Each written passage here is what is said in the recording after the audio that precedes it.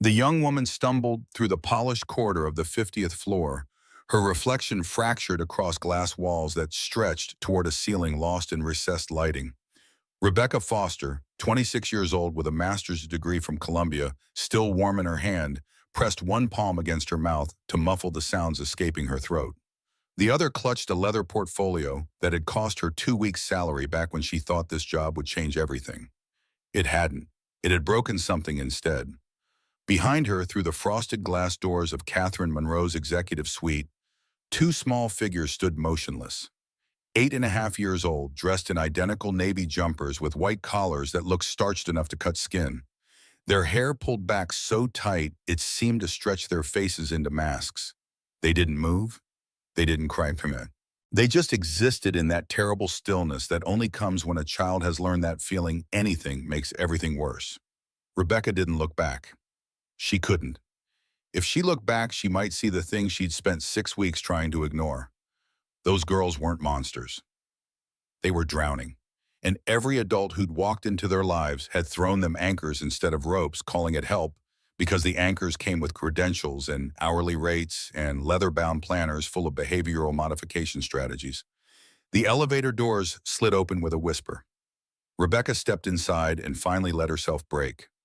3 floors down, a man in a faded blue uniform that read Hayes above the pocket guided a mop across marble with the steady rhythm of someone who'd turned repetition into meditation.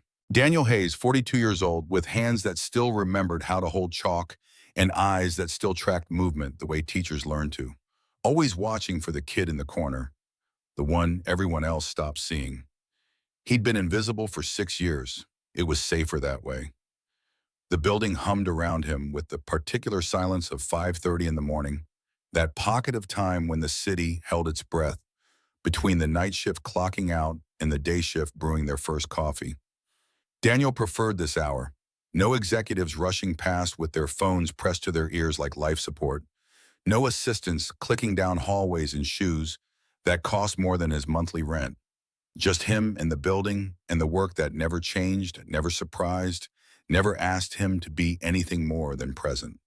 His phone buzzed in his pocket. He ignored it. The mop moved in careful arcs, overlapping each pass by exactly 3 inches, not because anyone would notice, but because precision was the only thing that made the emptiness feel like purpose. The phone buzzed again. Daniel set the mop against the wall and pulled out a device with a cracked screen he'd been meaning to replace for 8 months. A text from Noah's school. Morning check-in confirmed, all good today. He typed back a thumbs-up emoji and pocketed the phone. All good. The phrase meant Noah had eaten breakfast without incident, had put on clothes without a meltdown, had made it to the special needs classroom without the kind of overwhelm that could spiral a Tuesday into a catastrophe. All good was the best they got these days. And Daniel had learned to be grateful for it, even while grief wrapped around the words like a fist. Sarah would have known what to do with the mornings when all good felt like failure. She'd had a way of making the ordinary feel magical, of turning a scrambled egg into a smiley face and a car ride into an adventure. Daniel just had routines and timers and the kind of exhaustion that lived in his bones like marrow. The elevator chimed. Rebecca Foster emerged, makeup running in gray rivers down her cheeks, and walked straight past Daniel without seeing him. She wasn't the first. In 6 years of working at Westfield Tower, Daniel had become the human equivalent of the fire extinguisher on the wall. Necessary, probably, but not something anyone thought about until everything was burning. He watched her push through the revolving doors into the Manhattan dawn, then returned to his mop. The marble gleamed under fluorescent light, perfect and cold, and completely indifferent to the small human dramas that played out across its surface. Daniel understood that indifference. He'd spent 3 years cultivating his own version of it after Sarah's Honda had hydroplaned on the Queensboro Bridge during a rainstorm that meteorologists later described as unseasonable. As if weather could ever be reasonable. As if death cared about statistics. The thing nobody told you about grief was how much of it was just boring. The sharp edges dulled after a week left you with this low-grade ache that felt less like tragedy and more like tinnitus. Always there, always humming, easy to ignore until the moment it wasn't. Daniel had learned to function around it the way you learn to function around a bad knee or a chronic cough. Wake up, make breakfast, pack the lunchbox. Drop Noah at school. Come here. Clean. Go home. Repeat. The routine was a cage, but cages felt safe when the alternative was a free fall. Upstairs, in an office that cost more per square foot than most people made in a month, Catherine Monroe sat behind a desk made of reclaimed Brazilian hardwood and tried not to think about the fact that she just watched her 14th tutor quit in 11 months. Her hands were steady as she sorted through the stack of resumes her assistant had prepared. All PhDs, all specialists in child psychology, all completely useless. But her jaw ached from clenching, and there was a pressure building behind her eyes that meant either a migraine or a breakdown, and she didn't have time for either. The intercom crackled. Her assistant's voice, carefully neutral. "Mrs. Monroe, your 9 o'clock is here." Catherine glanced at the two girls still standing by the window, Sophie and Grace, named after Richard's grandmothers because he had been sentimental that way, always looking backward to honor the dead, while Catherine had been the one pushing forward to build the future.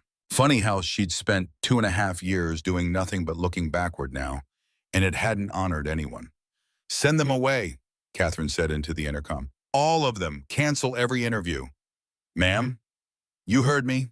She released the button before her assistant could argue. The girls hadn't moved, hadn't spoken, hadn't even acknowledged that another adult had just fled their presence like they carried something contagious. Which Catherine supposed they did. Grief was the most infectious disease she'd ever encountered, and her daughters were patient zero for a strain she didn't have the antibodies to fight. Sophie's shoulders hitched once, a tiny movement that might have been a suppressed sob or just a breath. Grace's hand found her sister's, fingers intertwining with the unconscious ease of two people who'd shared a womb and a tragedy, and the terrible weight of a mother who'd forgotten how to mother. Catherine's throat closed. She looked away. The desk had belonged to Richard. Catherine had kept it after he died because selling it felt like erasing him, but working at it felt like haunting his ghost. Every morning she sat in his chair and tried to be the leader he'd been, visionary, compassionate, unflappable. And every morning she felt herself falling short. The company was thriving. Stock prices up 18% since she'd taken over. 3 new drugs in phase 3 trials. A partnership with Johns Hopkins that would revolutionize treatment protocols for autoimmune disorders. Monroe Pharmaceuticals was doing exactly what Richard had built it to do. But Sophie and Grace were falling apart, and Catherine couldn't figure out how to run a billion-dollar company and raise 2 daughters who'd stopped believing in anything, including her. "Go to school," she said without looking at them. "Mrs. Chen is waiting in the car." They left without a word. The door clicked shut with the kind of finality that made Catherine think of coffins, of the way Richard's casket had sounded when they lowered it into the ground on a Thursday afternoon in April, while rain hammered the cemetery tent, and Sophie had pressed her face into Catherine's ribs, and Grace had stood there dry-eyed and terrifying in her composure. 8 years old, both of them, and already they'd learned that the world was the kind of place that took fathers and left mothers who didn't know how to be enough. Catherine pulled out her phone and scrolled through her contacts until she found Dr. Margaret Whitmore's number. She'd been the 13th tutor, a week ago, before the rotation had accelerated to the point of absurdity. Yale undergrad, Harvard PhD, author of 2 books on childhood behavioral disorders. Credentials that should have meant something. Hadn't. She dialed anyway. 3 rings. 4. Then, "Catherine, I wondered if you'd call. I need advice. Hire a residential treatment facility. Those girls need more help than any tutor can provide." Catherine's grip tightened on the phone. "They're 8. Which is exactly why they need intervention now, before the patterns have become pathological. Grace shows signs of oppositional defiant disorder. Sophie's selective mutism is getting worse. You're not equipped to handle this alone. I'm their mother. Yes, and you're also the CEO of a Fortune 500 company who's been running herself into the ground trying to be 2 people. Something has to give, Catherine. Make sure it's not your daughters." The call ended. Catherine set the phone down with the kind of care you use when you're afraid that any sudden movement will shatter whatever fragile control you're still clinging to. Her reflection stared back from the darkened computer screen. 48 years old according to her driver's license, 60 according to the lines around her mouth, 16 according to the part of her that still couldn't believe Richard was gone. She opened the bottom drawer of the desk and pulled out a leather journal with Richard's initials embossed on the cover. His handwriting filled the pages, the careful script of someone who'd thought in systems and loved in details. She'd read it so many times she'd memorized passages, but she opened it anyway to the last entry, dated 3 weeks before the diagnosis that would kill him in 18 months. If anything happens to me, Catherine needs to remember she doesn't have to be perfect. She just needs to be present. The girls won't remember the board meetings or the drug approvals. They'll remember whether their mother saw them. Catherine closed the journal. Downstairs, Daniel was moving methodically through the lobby, checking the trash bins and replacing the liner in the receptacle by the security desk. Upstairs on the 15th floor, in a storage room marked 15C, a little girl who'd stopped believing anyone could see her was about to learn that invisibility worked both ways. The morning stretched into midday. Daniel ate lunch on a bench outside the building, the same bench he'd used for 6 years, positioned in the slice of shade cast by the neighboring skyscraper. Tuna sandwich on wheat bread, apple sliced thin, water from a bottle he'd refilled so many times the plastic had gone cloudy. Across the street, a food truck sold gourmet tacos to people who could afford $8 for something that would disappear in 6 bites. Daniel had stopped noticing the disparity years ago. Different worlds, same city, and the trick was to stay in your lane. His phone buzzed. Not Noah's school this time. His mother-in-law, Diane, sending a photo of a Lego tower Noah had built during his occupational therapy session. Daniel zoomed in on the structure, noting the precise symmetry, the color-coded sections, the way his son had created order out of chaos the only way he knew how.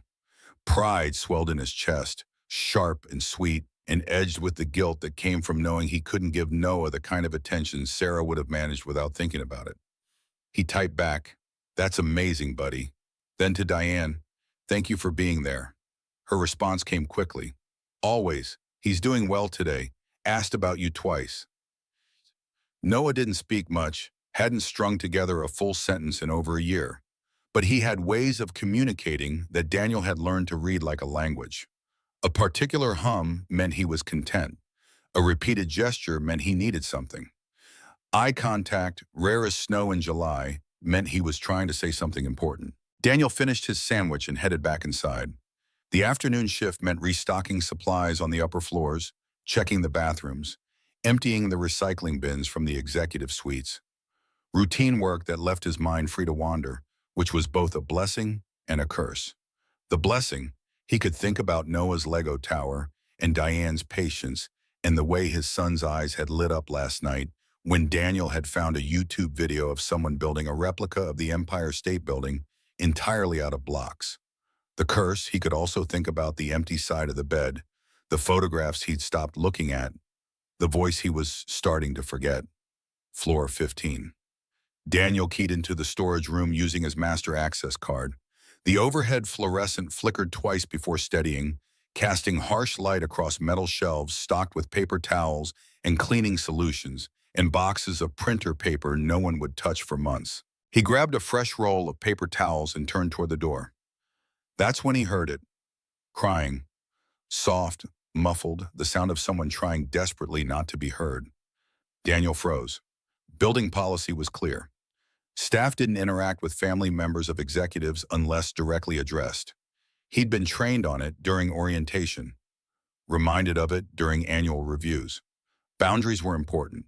Lawsuits were expensive. Mind your business and clean the floors. He should have left. Instead, he set down the paper towels and moved deeper into the storage room, past the first set of shelves, toward the corner where the ventilation made that particular humming sound that probably drove the maintenance guys crazy.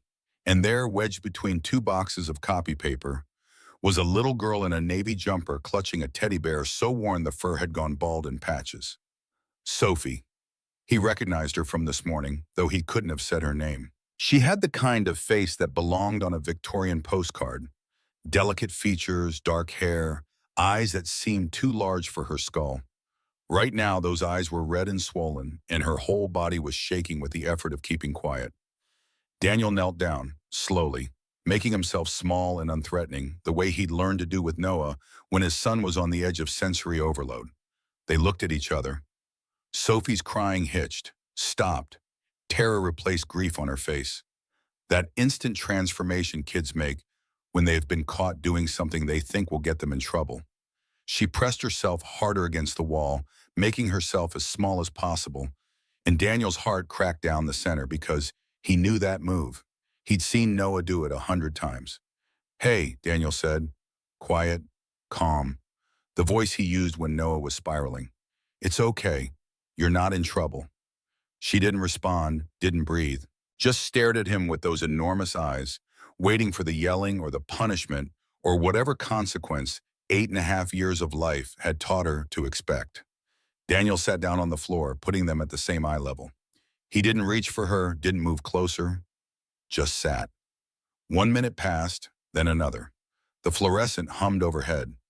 Somewhere in the building, a phone rang.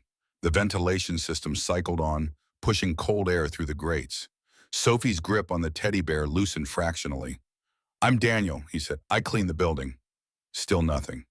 "That's a good bear," he continued. "What's his name?" Sophie's mouth opened, closed, opened again, finally in a voice barely louder than the ventilation. "Richard Jr." Something in Daniel's chest twisted. "That's a strong name. My daddy gave him to me." The words came out like a confession, like she was admitting to something shameful. Before she couldn't finish. Daniel understood. "My wife gave my son a lunchbox with a dinosaur on it," he said. "I still use it every day." Sophie looked at him properly for the first time, processing what he'd just revealed. "Your wife? She died 3 years ago. Car accident. My daddy died too. Cancer." They sat with that truth between them, two people united by the particular club nobody wanted to join. Daniel thought about all the well-meaning idiots who'd told him that time healed all wounds, that life went on, that he'd find happiness again if he just stayed positive. None of them had lost a spouse at 39, with a son who couldn't process what had happened, and a future that had rearranged itself into something unrecognizable. "Does it get better?" Sophie whispered. Daniel didn't lie to children. He'd spent 5 years teaching second grade before Sarah died, and he'd learned early that kids could smell dishonesty like sharks smell blood. "It gets different," he said. "The missing doesn't go away. You just learn to carry it. Everyone says I should be over it. It's been 2 years. Rage flashed through Daniel, white-hot and instant. He pushed it down. "There's no timeline for missing someone you love. Anyone who tells you different doesn't understand." Sophie studied his face, searching for something. Whatever she found must have satisfied her, because her shoulders dropped an inch and the desperate edge left her breathing. "I'm not supposed to be here," she said. "Where are you supposed to be?" "With the new tutor. But she kept asking me why I was being difficult. And I'm not trying to be difficult, I just—" She trailed off, overwhelmed by the impossibility of explaining feelings she probably didn't have words for yet. "I know," Daniel said. And the terrible thing was, he did. He'd spent 3 years being told he needed to move on by people who'd never lost anyone, who thought grief was something you could schedule around like a dental appointment. He'd been told Noah needed structure and discipline when what Noah needed was patience and presence. He'd been told he was making things harder by being too soft, too lenient, too unwilling to just get over it and return to normal. As if normal was a place you could return to instead of something that weighed out along with the person you'd loved. The door opened. Another girl appeared, identical to Sophie in every way except the expression. Where Sophie was soft edges and raw emotion, this girl was all sharp angles and defensive armor. "Sophie!" Her voice held equal parts relief and irritation. "Mom's looking for you." Grace. Had to be. Twins, but not the kind who finished each other's sentences. The kind who'd learned to survive by dividing the labor. One felt everything, one felt nothing. Both were drowning in different ways. Grace's gaze landed on Daniel. Her eyes narrowed. "Who are you?" "He's nice," Sophie said quickly. "He understands." "He's the janitor."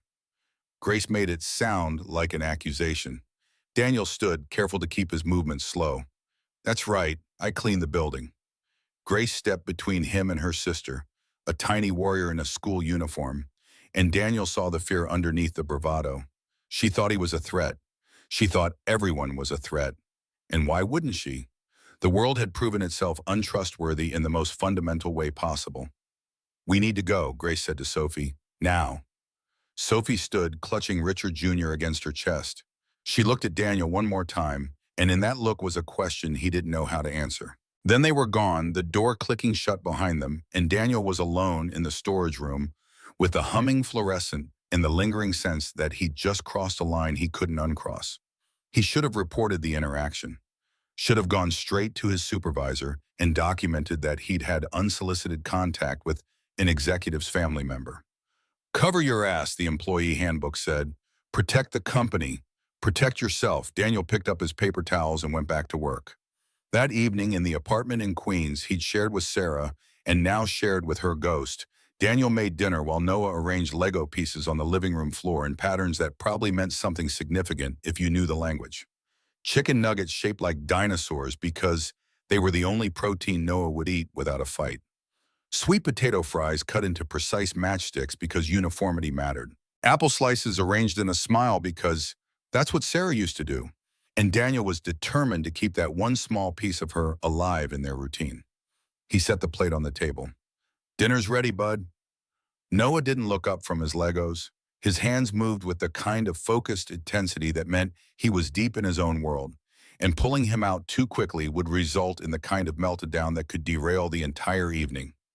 Daniel waited, counted to 30, then knelt beside his son and gently placed a hand on Noah's shoulder, the agreed-upon signal that meant, "I need your attention." Noah's hand stilled. He didn't look at Daniel, but the stillness was acknowledgement enough. "Food's ready. 5 more minutes with the Legos, then we eat, okay?" Noah's head bobbed once. "Good enough." Daniel returned to the kitchen and pulled out his own dinner. Leftover pasta that had been left over for 3 days and probably shouldn't be eaten, but waste felt criminal when you were counting every dollar.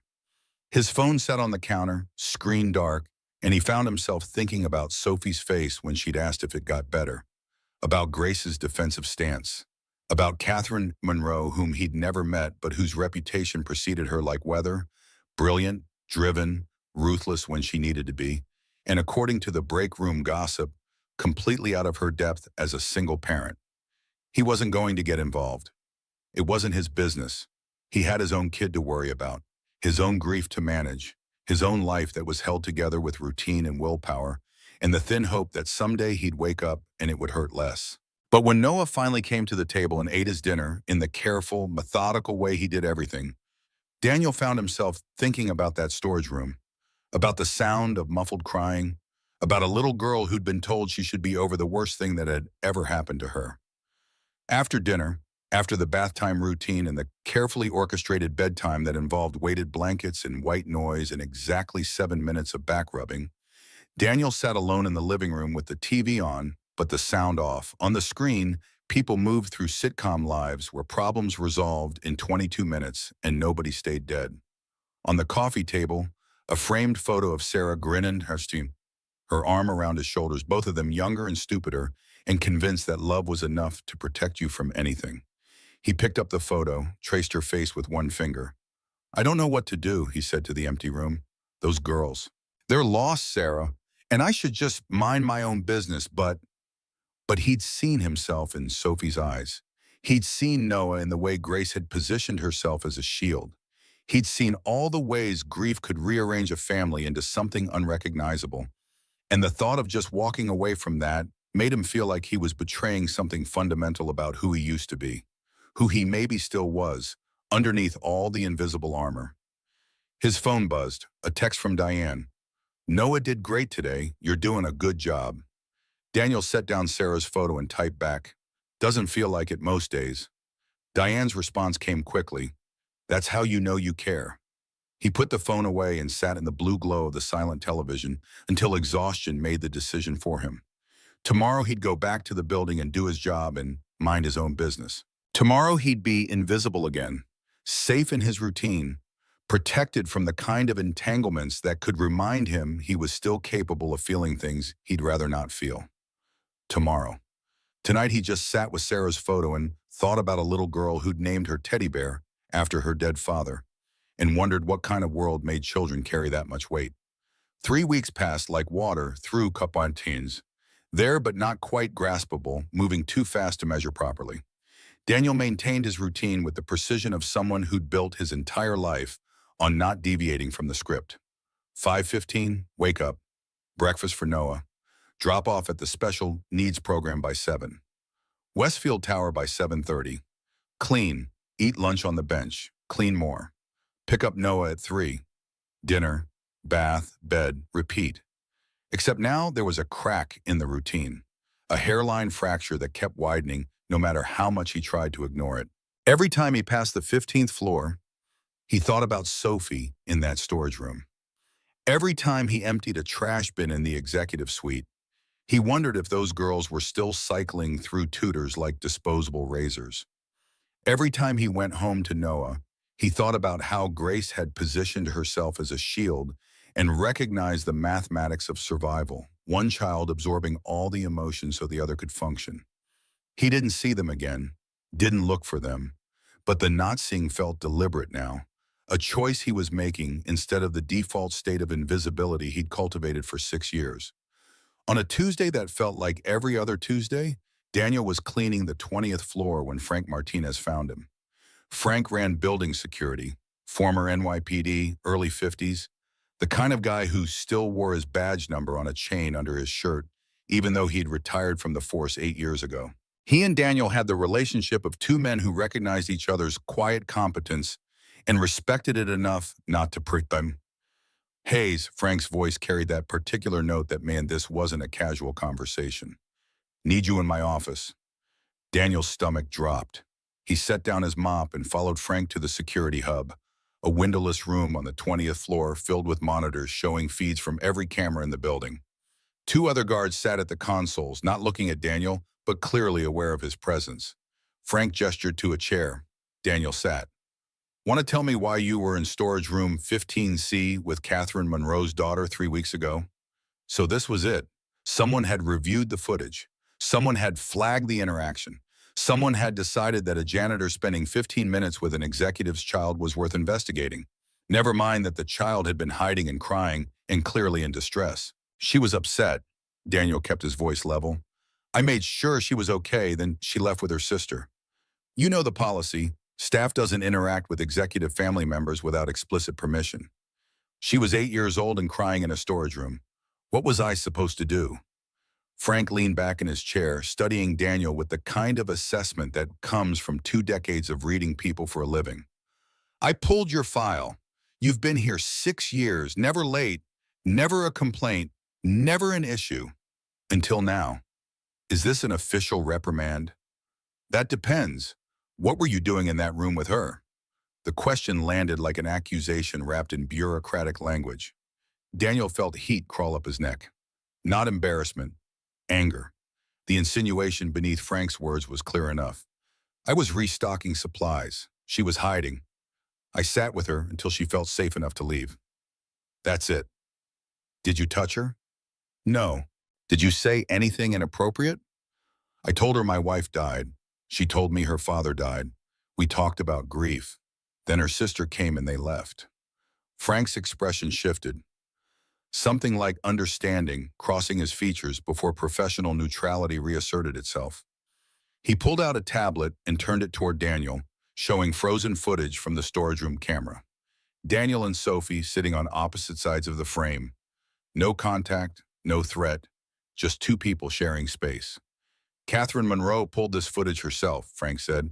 Spent 3 weeks reviewing security recordings from all over the building. You want to know what she found? Daniel didn't respond. She found you helping Elena Rodriguez carry boxes when her back was acting up. She found you sitting with Jake Morrison after he got fired, just listening while he worked through it. She found you organizing the lost and found like it was a museum instead of a pile of junk nobody's coming back for. Frank paused. She also found out you used to be a teacher. That was a long time ago. Not so long you forgot how to see kids who need help. The room felt smaller suddenly, the walls pressing in with implications Daniel didn't want to examine. He'd spent 6 years being invisible, specifically to avoid this kind of scrutiny, this kind of vulnerability.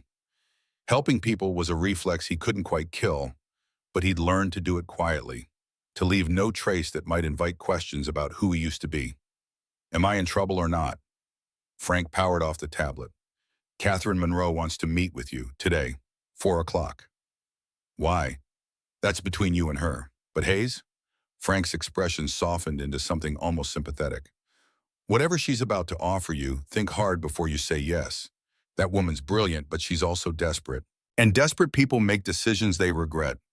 Daniel left the security office with his pulse hammering in his ears and his thoughts spiraling into territories he deliberately avoided for years.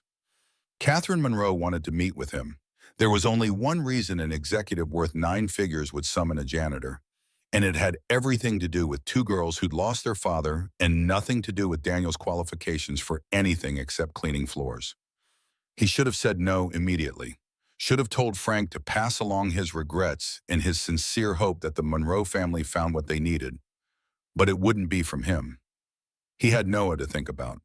He had a life that worked precisely because he didn't take risks or make choices that might destabilize the careful balance he'd achieved. But he thought about Sophie asking if it got better, and he thought about Grace's defensive stance, and he thought about Noah sitting alone on the living room floor arranging Legos into patterns that made sense only to him. He thought about what it meant to be seen versus what it meant to survive, and how those two things weren't always compatible. At 3:55, Daniel took the elevator to the 50th floor. His uniform was clean, but faded from 6 years of industrial washing. His hands were calloused from mop handles and rough from cleaning chemicals. He didn't belong here any more than a sparrow belonged in a jewelry store, but the elevator delivered him anyway, doors opening onto a reception area that probably cost more to furnish than Daniel made in 5 years. Catherine Monroe's assistant, a woman in her 30s with the kind of professional armor that suggested she'd seen some things, looked up from her computer. Recognition flickered across her face. "Mr. Hayes, she's expecting you." Daniel followed her to the frosted glass doors he'd seen Rebecca Foster flee through 3 weeks ago. The assistant knocked once, opened the door without waiting for an answer, and gestured for Daniel to enter. Catherine Monroe sat behind Richard Monroe's desk, backlit by floor-to-ceiling windows that turned her into a silhouette against the Manhattan skyline. She stood as Daniel entered, and he got his first clear look at the woman whose daughters he'd somehow gotten tangled up with. 48 years old according to the business magazines in the building's lobby. Dressed in a gray suit that probably had a designer name Daniel wouldn't recognize. Hair pulled back in a style that suggested control rather than fashion. And eyes that held the particular exhaustion of someone who'd been running on empty for so long they'd forgotten what full felt like.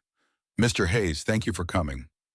"Ma'am," she gestured to the chair across from her desk. Daniel sat, hyper-aware of his uniform, his calloused hands, the gulf between them that wasn't just about money but about entire ecosystems of privilege and power. Catherine didn't sit. Instead, she walked to the window, hands clasped behind her back, and stared out at the city. "I've watched you for 3 weeks." Her voice was clinical, almost detached. "Every shift, every interaction, the way you move through this building like you're mapping it in 3 dimensions, the way you notice things other people miss." Daniel waited. "You used to be a teacher, PS 117 in Queens. 5 years, specialized in special education, particularly nonverbal students. You were nominated for Teacher of the Year in your 4th year." She turned to face him. "Then your wife died and you disappeared from the profession entirely." Hearing his past recited like a resume made Daniel's chest tighten. "I had a son to support. Teaching doesn't pay enough. Janitors make less. Janitors have flexible hours and fewer emotional demands." Something flickered in Catherine's expression. Recognition, maybe, or respect for the honest answer. She returned to her desk and sat down, finally putting them at eye level. "I've had 14 tutors in 11 months, all highly credentialed, all completely ineffective." She paused, and when she continued, her voice had lost some of its professional polish. "My daughters are drowning, Mr. Hayes, and I don't know how to save them. I'm sorry for your loss. I'm not looking for sympathy, Ern. I'm looking for help." Here it was, the moment Frank had warned him about. Daniel could feel the trap closing, could see the exact shape of what Catherine was about to propose, and every instinct he'd developed over 6 years of carefully constructed invisibility screamed at him to refuse. I'm not a therapist. I'm not a tutor. I'm a janitor who spent 15 minutes with your daughter because she was crying. And in those 15 minutes, you did what 14 professionals couldn't. You made her feel seen. Catherine leaned forward, her exhaustion momentarily replaced by something sharp and desperate. I'm not asking you to fix them. I'm asking you to do what you did in that storage room. Just be present. You don't know anything about me. I know you were investigated after your wife's death. I know the police cleared you completely. I know you quit a job you love to support your son. I know you've been invisible for 6 years, but you can't quite stop helping people. She pulled out a folder and slid it across the desk. I know more about you than any of those 14 tutors, and none of them made my daughters feel anything except worse. Daniel didn't touch the folder. What are you offering? 10 hours a week, $75 an hour. You spend time with Sophie and Grace. Not tutoring, not therapy, just presence. $750 a week. $3,000 a month. $36,000 a year on top of his janitor salary. The math hit Daniel like a fist. That was Noah's therapy copays for a year, his special needs program fees, the security deposit on an apartment that didn't have mold growing behind the bathroom tiles. No, Catherine blinked. Excuse me? I appreciate the offer, but no, I have my own son. I can't take on someone else's children. Bring him. Your son, my daughters, maybe they can help each other. The suggestion hung in the air between them, absurd and dangerous and somehow exactly right. Daniel thought about Noah's isolation, his carefully constructed routines, his world that consisted of Legos and therapy sessions, and a father who was doing his best but knew it wasn't enough. He thought about Sophie and Grace, who'd learned to survive by dividing themselves into pieces. He thought about what it would mean to tangle four broken people together and hope something good came out of the collision. 2 weeks, he heard himself say, trial period. If it doesn't work, we stop. No questions, no guilt. Agreed. My son comes every time. That's non-negotiable. Of course. And this stays professional. I work for you, that's it. Clear boundaries. Catherine stood and extended her hand. Clear boundaries. Daniel shook it, feeling the gulf between them collapse and reform into something else. Not equality, never that, but maybe something like mutual desperation masquerading as hope. As he left her office, Catherine called after him. Mr. Hayes? He turned. Thank you for seeing them when no one else did. Daniel took the elevator down in silence, his thoughts churning through everything he'd just agreed to. Frank was right. Catherine Monroe was desperate, and desperate people made decisions they regretted. The question was whether Daniel would be the one regretting this, or whether this was the first smart thing he'd done in 6 years. That evening, he sat Noah down at the kitchen table with the visual schedule he'd learned to use from Dr. Park. Pictures in simple text, new activity, after school, with 2 girls. They are sad, like we were sad when Mommy left. Noah studied the schedule with the intense focus he brought to everything that mattered. His hands moved to his Legos, the self-soothing behavior that meant he was processing something difficult. Daniel waited, counting his breaths, giving his son the space to work through the anxiety that any change in routine triggered. After 5 minutes, Noah looked up. His eyes met Daniel's for a fraction of a second. Rare, precious, and he nodded once. Permission, or at least acceptance. Daniel hugged him, feeling the familiar rigidity that meant Noah was tolerating the contact but not necessarily enjoying it, and thought about how much courage it took for his son to agree to something new. 10 years old and already braver than most adults Daniel knew. The next day at 4 o'clock, Daniel and Noah stood on the doorstep of a brownstone in the Upper East Side that probably cost more than Daniel would make in 3 lifetimes. Catherine answered the door herself, dressed in jeans and a sweater that made her look almost human instead of like a CEO. She glanced at Noah, then at Daniel, and something in her expression suggested she understood exactly what kind of trust he was extending by bringing his son here. Come in. The interior was nice but not ostentatious. Comfortable furniture, books on shelves, photographs on walls showing a smiling man with his arms around 2 small girls. Richard Monroe in better days, before cancer had started eating him from the inside out. The resemblance between the twins and their father was striking. And Daniel found himself looking away from the photos because grief was a private thing, and staring at someone else's felt invasive. Sophie and Grace sat on the couch in identical positions, back straight, hands folded, faces carefully neutral. They looked at Daniel with recognition, then at Noah with curiosity edged with wariness. "This is my son, Noah." Daniel kept his voice gentle. "He has autism. He doesn't talk much, but he listens to everything." Noah didn't acknowledge the introduction. He walked past everyone to the corner of the room, sat down on the floor, and pulled a small box of Legos from his pocket. Within seconds, he was building something with the kind of focused intensity that shut out the rest of the world. Sophie slid off the couch. Grace hissed something at her, a warning maybe, or just the reflexive protectiveness of someone who'd appointed herself guardian. But Sophie ignored her, crossing the room to sit near Noah. Not too close, respectful of the invisible boundaries Daniel had taught himself to recognize. She watched Noah build for 3 minutes without speaking. Then tentatively, "What are you making?" Noah's hands didn't pause, didn't acknowledge the question, just kept building. Sophie looked at Daniel, uncertain. "He needs time to process new people. Just sit with him, he'll let you know when he's ready." She settled into a cross-legged position and watched. Grace remained on the couch, arms crossed, radiating skepticism in something darker. Fear, maybe, or the bone-deep exhaustion of someone who'd been disappointed too many times to risk hope. Daniel sat in an armchair near the window, close enough to intervene if needed, but far enough to give them space. Catherine hovered in the doorway, clearly wanting to be involved, but smart enough to recognize that her presence might complicate things. 10 minutes passed. 20. The silence wasn't uncomfortable, just weighty with expectation and careful assessment. Noah finished whatever he was building, a tower with precise angles and color-coded sections, and sat back to study it.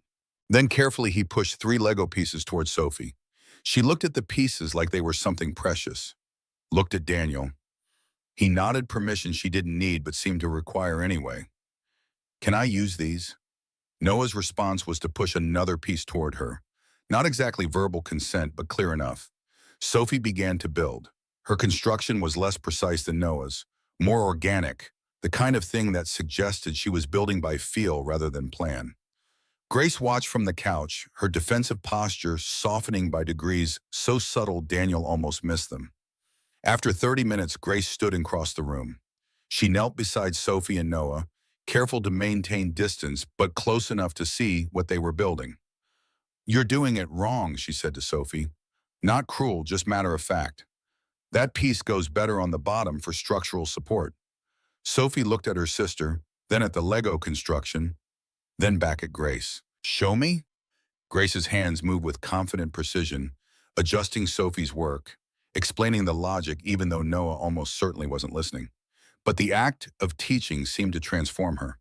The defensive armor cracking enough to let through a glimpse of the girl underneath, the one who was good at explaining things and maybe even liked it. Daniel glanced at Catherine. She stood in the doorway with one hand pressed to her mouth, eyes bright with something that might have been tears if she'd let herself cry. But she didn't. She just watched her daughters interact with 2 strangers in a way they hadn't interacted with 14 highly credentialed tutors.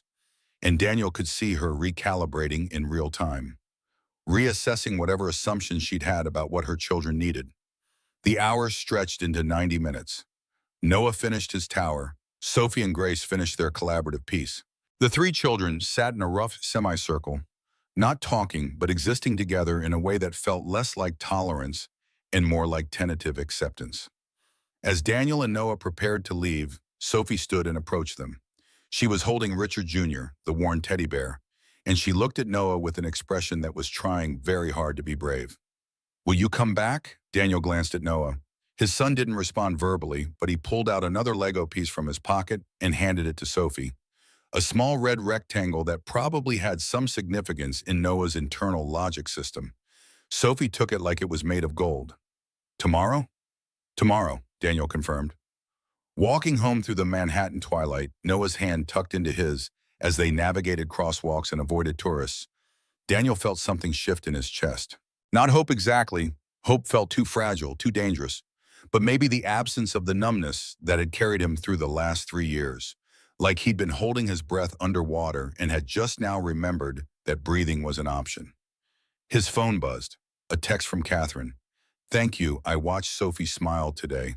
Really smile. First time in months." Daniel didn't respond. He pocketed the phone and focused on getting Noah home safely, on maintaining the routine that kept both their lives from falling apart.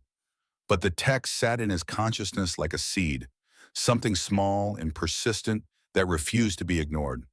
Over the next 2 weeks, the afternoon sessions developed their own rhythm. Day two, Noah brought different Legos. Sophie asked if she could show him her drawings, abstract things full of color and emotion that reminded Daniel painfully of Sarah's artistic streak. Grace moved closer to their circle, pretending to read but clearly listening. Day three, a rainy afternoon where Daniel taught them origami. Noah struggled with the folds. Grace surprisingly helped him with the kind of patient instruction that suggested she'd make a good teacher herself if she could get past the defensive walls. Day four, the breakthrough. Sophie asked about making lunchboxes, the ones Daniel prepared for Noah each morning with the same attention to detail Sarah had once brought to the task. "Why do you make them like that?" Sophie wanted to know, examining the way Daniel had arranged apple slices into a smiling face, dinosaur-shaped chicken nuggets positioned as eyes. "Because it makes him smile even when he doesn't feel like smiling." Sophie considered this with the seriousness of someone much older. "My mom used to make us lunches before Daddy got sick. She used to spell our names in crackers." "That's a good memory." "Yeah, it is." Day five, the real shift. They were in Catherine's kitchen. She'd given Daniel permission to use it freely, when Grace approached and asked the question that had clearly been building in her since they met. "Why did your wife die?" Direct, uncompromising. The kind of question adults danced around but children asked because they hadn't learned yet that some truths were supposed to stay buried. "Car accident, rainy night. She was coming home from the grocery store."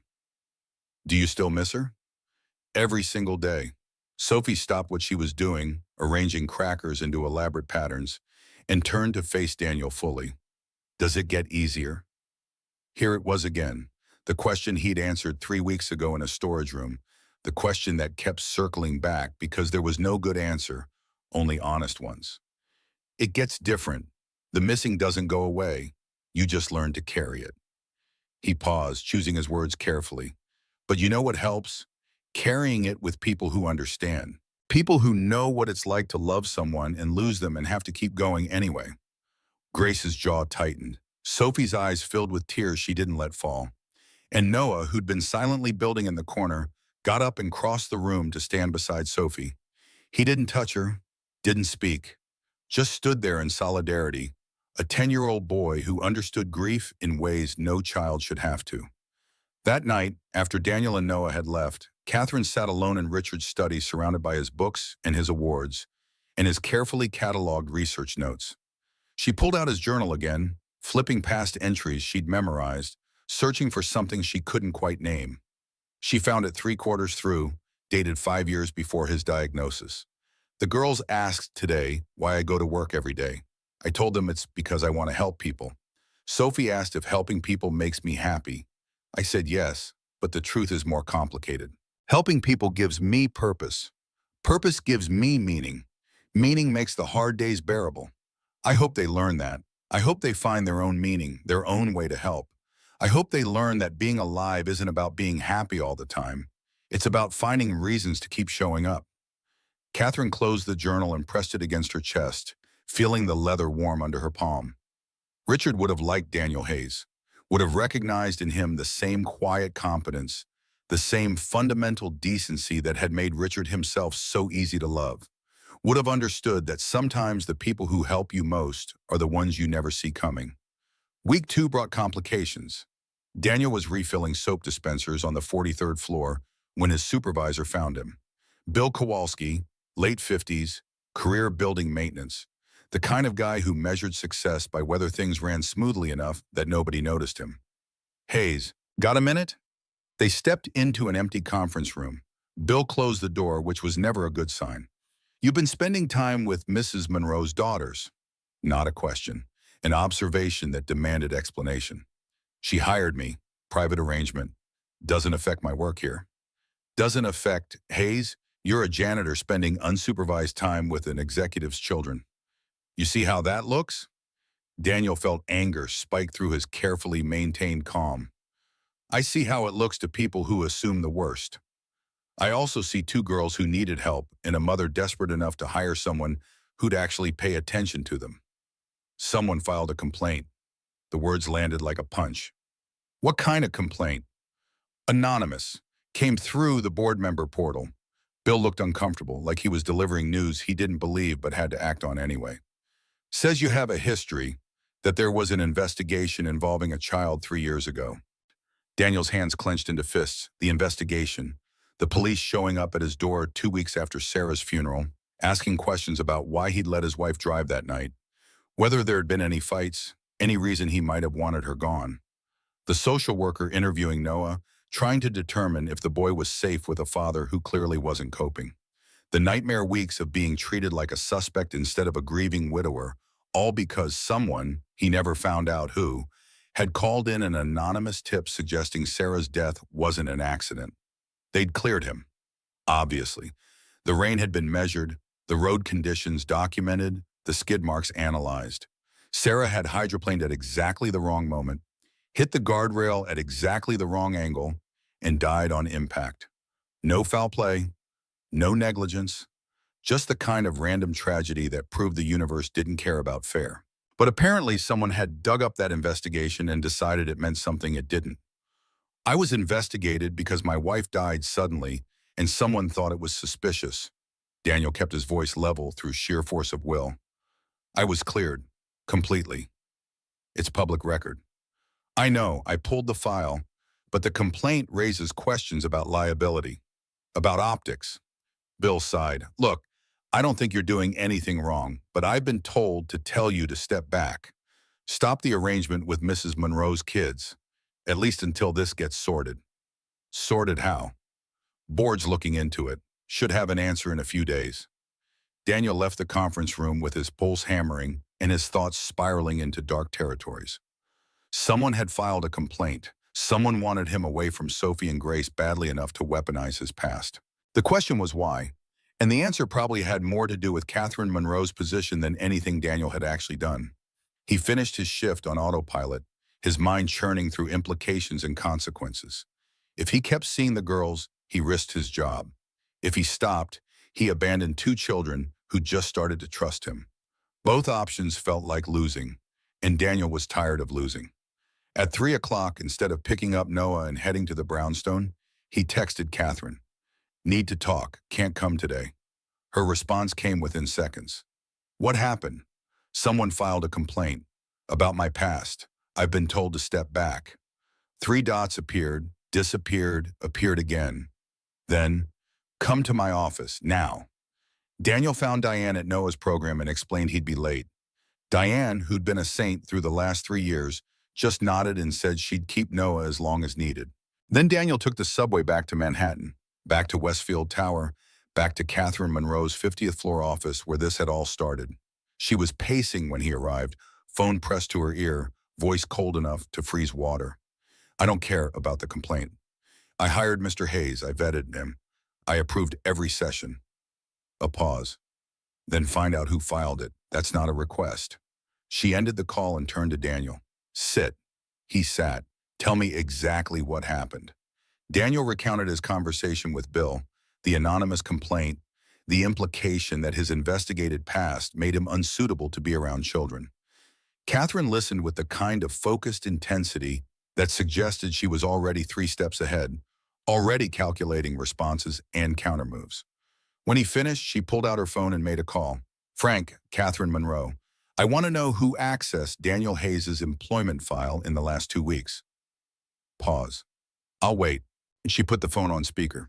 They sat in silence while Frank presumably pulled records and cross-referenced access logs. Daniel's stomach churned with the particular anxiety of being the subject of investigation, even a benign one. Frank's voice crackled through the speaker. Board member Robert Hutchins accessed the file 4 days ago. Catherine's expression went arctic. Thank you, Frank. She ended the call and was out of her chair before Daniel could process what he'd just heard. He followed her down the corridor to another office, this one belonging to someone named Robert Hutchins, according to the nameplate, and watched as Catherine walked in without knocking. Robert Hutchins was in his mid-50s, silver hair, expensive suit, the kind of face that suggested he'd spent a career making difficult decisions and sleeping fine afterward. He looked up as Catherine entered, and something like guilt flickered across his features before professional composure reasserted itself. Catherine, I was going to call. You filed a complaint against Daniel Hayes. Not a question, an accusation. Robert stood. I raised concerns, legitimate concerns about a man who was investigated and cleared 3 years ago, about a widower who quit teaching to support his son, about someone who's done more for my daughters in 2 weeks than 14 credentialed professionals did in a year. Catherine's voice could have cut glass. What were you thinking? I was thinking that you're making decisions based on desperation instead of judgment. I was thinking that the board is already questioning your leadership. I was thinking that letting a janitor, he's not just a janitor. He's a human being who sees my daughters as human beings instead of problems to solve. And what happens when it falls apart? Robert's voice rose to match hers. What happens when he realizes he's in over his head and walks away? Those girls can't take another loss, Catherine. They'll break. The anger drained from Catherine's face, replaced by something worse, understanding. Daniel watched the realization dawn that Robert wasn't acting out of malice but out of fear, the kind of fear that came from loving people and watching them suffer and feeling powerless to help. Her voice went quiet. I made a promise to Richard before he died. I promised I'd take care of them. All of them. The company, the girls, myself, and I've been failing at 2 out of 3. She looked at Daniel, then back at Robert. Mr. Hayes is helping. For the first time in 2 years, my daughters are showing signs of healing. If you take that away from them because you're afraid of what might happen, you're the one breaking them. Robert's jaw worked. He looked at Daniel, really looked at him for the first time, and Daniel saw the assessment happening. The same kind of risk calculation he'd done himself before agreeing to this arrangement. I made a promise to Richard too, Robert said finally. I promised I'd look after you and the girls. Make sure you didn't destroy yourselves trying to be something you are not. I'm not trying to be a nothing except their mother. And right now, that means accepting help from someone who understands what they're going through. The silence stretched between them, loaded with history and grief and competing loyalties. Then Robert sighed and seemed to age 5 years in the space of a breath. If this goes wrong, then I'll deal with it, but not before giving it a chance to go right. Robert looked at Daniel again. You hurt those girls, and I don't care about your past or your son or your circumstances. I will make your life hell. Daniel met his gaze without flinching. If I hurt those girls, I'll deserve it. Something in Robert's expression shifted. Not approval exactly, but recognition. The acknowledgement that Daniel understood the stakes and wasn't treating this like a job, but like something that mattered. The complaint gets withdrawn, Catherine said. Officially and immediately. Robert nodded. Okay, but Catherine, the board's watching everything you do. Don't give them more ammunition. Let them watch. They left Robert's office in tense silence. In the elevator, Catherine finally spoke. I'm sorry, I knew the board was nervous about my decisions, but I didn't think anyone would go this far. He's not wrong to be concerned. I am just a janitor. I don't have credentials or experience or any reason to think I can help your daughters. Except you already have. She turned to face him. Sophie smiled today. Did you know that? Before we left for school, she told me about the Lego piece Noah gave him. She's carrying it in her pocket like a talisman. That's more progress than 14 PhDs achieved. The elevator reached the lobby. They stepped out together, and Daniel was hyper-aware of the eyes tracking them. The receptionist, the security guard, the handful of employees still in the building at this hour. Catherine Monroe and the janitor, walking side by side, and the gossip that would generate. I should go, Daniel said. Noah's waiting. Tomorrow, 4 o'clock, you and Noah. Mrs. Monroe, Catherine. And that's not a request. It's a reminder that you made a commitment, and I'm holding you to it. She walked away before he could argue, heels clicking against marble with the kind of confidence that came from never having learned to doubt yourself. or having learned and refusing to let it show. Daniel stood in the lobby of Westfield Tower and thought about commitments and consequences, and the way helping people always seemed to cost him more than he planned to pay. Then he thought about Sophie's face when Noah had given her that Lego piece, about Grace teaching his son how to fold paper, about Catherine's expression when she'd watched her daughters interact with something resembling normal childhood behavior. He pulled out his phone and texted Catherine, "See you tomorrow." Her response came immediately, "Thank you." The subway ride to Queens gave Daniel time to process the day's complications. Someone had tried to weaponize his past, and Catherine had fought back with the kind of fierce protectiveness that suggested she saw this arrangement as more than just another failed attempt to fix her daughters. Robert Hutchins was a threat, but also possibly an ally, if Daniel proved himself trustworthy. And Catherine herself was revealed as someone who made decisions with her gut and defended them with everything she had. It was terrifying and exhilarating, and exactly the kind of entanglement Daniel had spent 6 years avoiding. Diane met him at the door to Noah's program with his son already packed up and ready. Noah's eyes found Daniel's immediately. Rare, precious, and there was a question in them that Daniel had learned to read. "Everything's okay, bud. We're still seeing Sophie and Grace tomorrow." Noah's shoulders relaxed fractionally. He pulled something from his pocket, a folded piece of paper, and handed it to Daniel. Unfolding it revealed a drawing in crayon. 4 stick figures, 2 tall, 2 small, all holding hands. Daniel's throat closed. "Did you draw this?" Noah nodded. "It's beautiful." They walked to the subway together, Noah's hand secure in Daniel's. And for the first time in 3 years, Daniel let himself imagine a future that included more than just survival. Not happiness exactly, that felt too presumptuous, but maybe purpose, maybe meaning, maybe the reason to keep showing up that Richard Monroe had written about in his journal. Maybe that was enough. Week 3 arrived with the kind of normalcy that felt dangerous, like walking on ice that looked solid but might crack under your weight at any moment. Daniel and Noah showed up at Catherine's brownstone each afternoon at 4, and the pattern they'd established began to feel less like an experiment and more like something real. Sophie started bringing her sketchbooks to show Noah, abstract watercolors that captured emotion in a way language never could. Grace asked Daniel about carpentry after watching him fix a wobbly table leg, her questions precise and hungry for practical knowledge. Noah spoke twice more, both times single words directed at Sophie, and each utterance felt like a minor miracle. Catherine joined them more frequently now, sitting on the periphery and watching her daughters emerge from whatever cocoon they'd wrapped themselves in after Richard died. She was learning to let go of control, Daniel noticed. Learning that being present didn't mean orchestrating every interaction or jumping in to smooth over awkward silences. Sometimes the silence was where the healing happened. On a Thursday that smelled like early autumn, even though summer hadn't officially ended, Sophie asked the question that had clearly been building for days. "Can you teach us to make the lunches? The ones you make for Noah?" They moved to the kitchen together, all 5 of them, an odd configuration that shouldn't have worked, but somehow did. Daniel laid out the components: bread, peanut butter, apple slices, crackers in shapes that could be arranged into faces or patterns.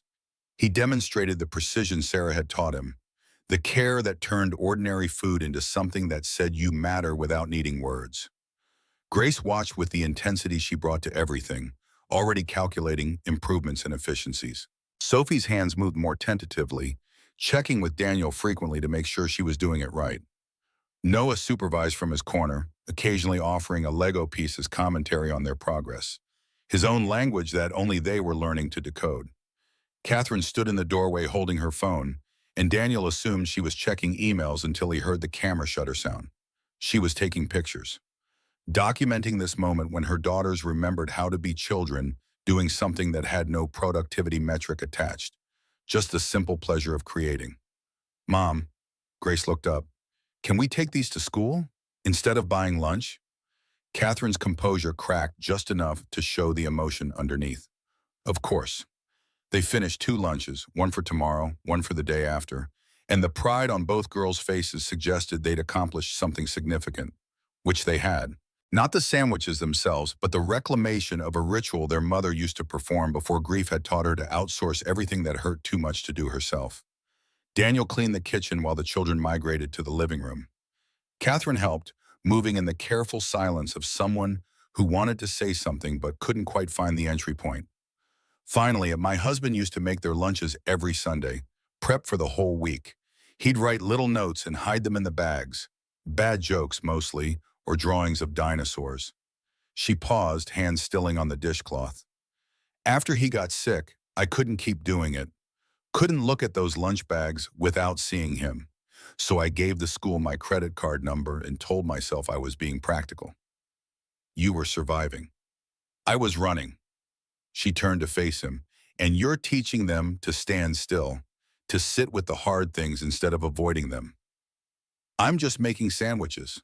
You're showing them that the ordinary rituals matter, that there's meaning in the small acts of care we do for each other. Her voice dropped lower. That's not just, it's everything. The moment stretched between them, weighted with recognition and something else Daniel couldn't quite name. Then Sophie's voice called from the living room, asking Noah about his Lego technique, and the spell broke. Over the next several days, the progress became undeniable. Sophie started talking more at school, according to the notes her teacher sent home. Grace got into fewer fights, channeled her protective energy into helping classmates with math instead of defending Sophie with her fists. Noah began using the communication cards they'd created together. Red for overwhelmed, yellow for needing space, green for happy to interact. And Sophie and Grace adopted the same system for themselves. But progress never moved in straight lines.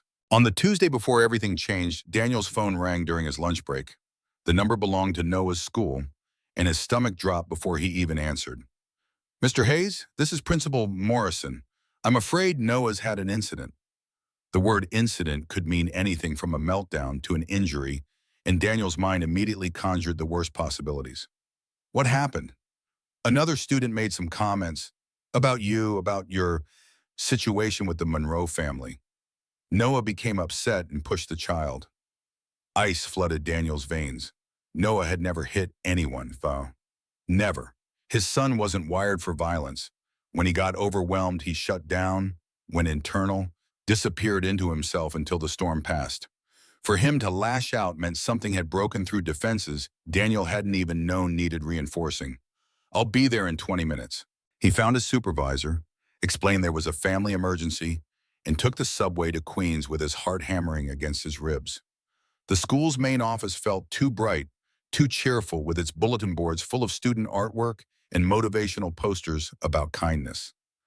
Noah sat in a chair outside the principal's office, face blank, hands moving through the repetitive motions that meant he was trying to self-regulate.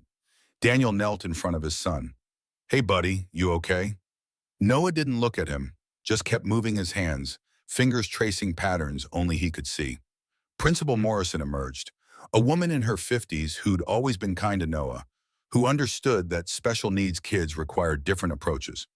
But right now, her expression carried the weight of professional obligation, the need to enforce rules even when enforcement felt like punishment. Mr. Hayes, let's talk in my office. They sat across from her desk while she explained what had happened. Another student, 10 years old, should have known better, had cornered Noah during recess, had said things about Daniel, about how he was creepy for spending time with rich kids who weren't his, about how Noah's dad was probably doing something inappropriate because why else would a janitor be around children who weren't his own? Adult words coming from a child's mouth, which meant the child had heard them from adults. Probably parents who'd gotten wind of the arrangement between Daniel and Catherine Monroe and decided it meant something it didn't. Noah, who processed language slowly but understood cruelty perfectly, had shoved the other boy once, not hard enough to cause real injury, but hard enough to violate the school's zero-tolerance policy on physical violence. I understand the circumstances were difficult, Principal Morrison said, but I have to follow protocol. Noah's suspended for 3 days. He was defending me. I know, and the other student is also facing consequences for his verbal harassment. But Mr. Hayes, I need to be honest with you. This isn't just about today. There's been talk among parents, questions about your involvement with the Monroe children. Some people are concerned. The euphemism landed like a slap. Concerned. As if Daniel's attempts to help two grieving girls was something suspicious instead of something decent. What kind of questions? The kind I can't repeat without validating them. But I wanted you to know that Noah's hearing them too. Kids talk. They repeat what their parents say. And right now, some of what they're repeating is unkind. Daniel left the school with Noah beside him, silent and unreachable. They took the subway back to the apartment where Daniel was supposed to drop him off before heading back to work. But calling in for the rest of the day felt more important than cleaning floors. They sat together on the couch. Daniel tried several approaches, asking questions, offering comfort, giving space, but Noah remained locked in whatever internal fortress he'd built around himself. Finally, Daniel just put on a nature documentary about sea creatures and let his son zone out while he figured out what came next. His phone buzzed, a text from Catherine. "Girls are asking where you and Noah are. Everything okay?" Daniel stared at the message for a long moment before responding. "Noah got suspended from school. Kids saying things about me, about us. I think we need to stop." The three dots appeared immediately, disappeared, appeared again. Then Catherine's response, "Don't you dare. Come over tonight, 7 o'clock. We need to talk." The certainty in her words should have annoyed him. This assumption that she could dictate terms, that her needs outweighed his concerns about Noah's welfare. Instead, it felt like someone had thrown him a rope while he was drowning, and he grabbed it without questioning whether it would hold. At 7 o'clock, Daniel left Noah with Diane, who'd been briefed on the situation and had that particular grandmother expression that suggested someone was going to get a stern talking to, though she hadn't decided who yet. He took the subway to Manhattan, feeling like he was walking toward a confrontation he wasn't prepared for. Catherine answered the door in yoga pants and an oversized sweater, her CEO armor completely absent. "Where's Noah?" "With his grandmother. Didn't think he needed more drama today." "The girls will be disappointed. They made him something." She stepped aside to let him enter. "But we need to talk first." Sophie and Grace were upstairs. He could hear their voices through the ceiling, arguing about something with the casual intensity of siblings who felt safe enough to fight. Catherine led him to the kitchen and poured 2 glasses of wine without asking if he wanted any. "I heard about what happened at Noah's school. I'm sorry." Sorry doesn't fix it. Those kids heard their parents talking, and their parents heard rumors from somewhere. He accepted the wine but didn't drink it. "This is exactly what I was afraid of. Getting tangled up with your world was always going to blow back on my son." "So what are you saying? You want to quit?" "I'm saying maybe Robert Hutchins was right. Maybe this was a bad idea. Maybe your daughters needed actual professionals instead of a janitor with a savior complex." Catherine's expression hardened. "First, you don't have a savior complex. You have empathy, which is different. Second, my daughters needed someone who sees them as human beings instead of case studies. Third, don't you dare use what happened to Noah as an excuse to run.